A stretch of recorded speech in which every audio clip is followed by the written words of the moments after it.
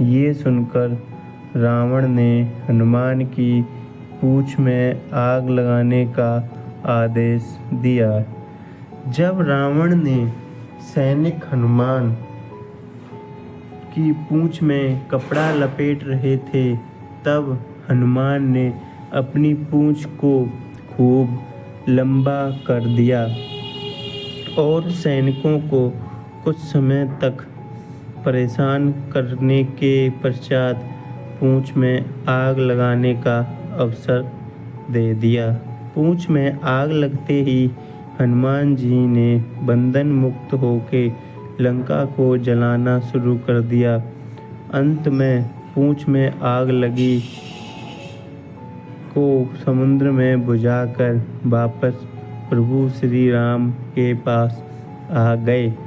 लंका युद्ध में जब लक्ष्मण मूर्छित हो गए थे, तब हनुमान जी को ही द्रोणागिरी पर्वत पर से संजीवनी बूटी लाने भेजा गया, मगर वो बूटी को भली भांति पहचान नहीं पाए और पुनः अपने पराक्रम का परिचय देते हुए वो पूरा द्रोणागिरी पर्वत ही रणभूमि में उठा लाए और परिणाम स्वरूप लक्ष्मण के प्राण की रक्षा की।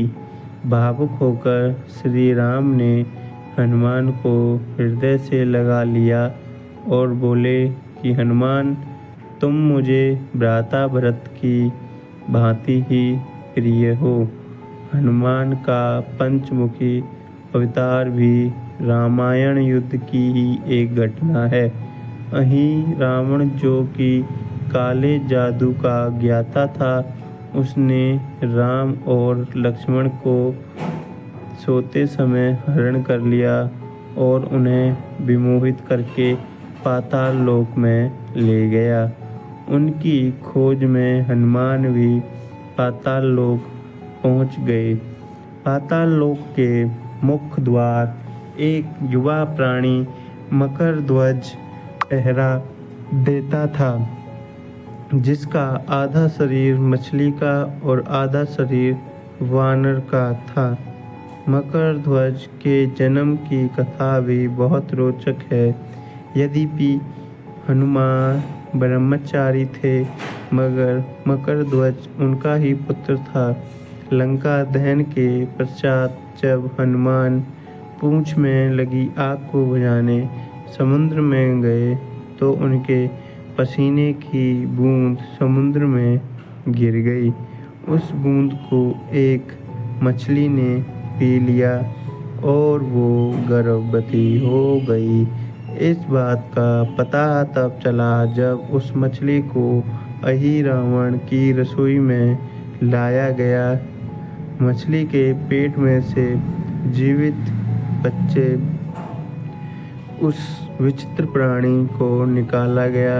अहीं रावण ने उसे पालकर बड़ा किया और उसे पातालपुरी के द्वार का रक्षक बना दिया। हनुमान इन सभी बातों से अनभिज्ञ थे। यद्यपि मकरध्वज को पता था कि हनुमान उसके पिता हैं, मगर वो उन्हें पहचान नहीं पाया, क्योंकि उसने पहले कभी उन्हें देखा नहीं था। जब हनुमान ने अपना परिचय दिया तो वो जान गया कि ये मेरे पिता हैं, मगर फिर भी उसने हनुमान के साथ युद्ध करने का निश्चय किया, क्योंकि पातालपुरी के द्वार की रक्षा करना उसका प्रथम कर्तव्य था। हनुमान ने बड़ी आसानी से उसे अपने अधीन कर लिया और पातालपुरी के मुख्य द्वार पर बांध दिया। पातालपुरी में प्रवेश करने के पश्चात हनुमान ने पता लगा लिया कि अहि रावण का वध करने के लिए उन्हें 5 दीपकों को एक साथ बुझाना पड़ेगा। अतः उन्होंने पंचमुखी अवतार श्री वराह, श्री नरसिम्हा, श्री गरुड़, श्री हयग्रीव और स्वयं धारण किया और एक साथ में 5 दीपकों को बुझाकर अहीं रावण का अंत किया। अहीं रावण का वध होने के पश्चात हनुमान ने प्रभु श्री राम के आदेश अनुसार मकरध्वज को पातालपुरी का नरेश बना दिया। युद्ध समाप्त होने पर साथ ही श्री राम का 14 वर्ष का वनवास भी समाप्त हो चला था। तभी श्री राम को स्मरण हुआ कि यदि वो वनवास समाप्त होने के साथ ही अयोध्या नहीं पहुँचे तो भरत अपने प्राण त्याग देंगे। साथ ही उनको इस बात का भी आभास हुआ कि उन्हें वहाँ वापस जाने में अंतिम दिन से थोड़ा विलंब हो जाएगा। इस बात को सोचकर श्री राम चिंतित थे, मगर हनुमान ने अयोध्या जाकर श्री राम के आने की जानकारी दी और भरत के प्राण बचाकर श्री राम को चिंता मुक्त किया।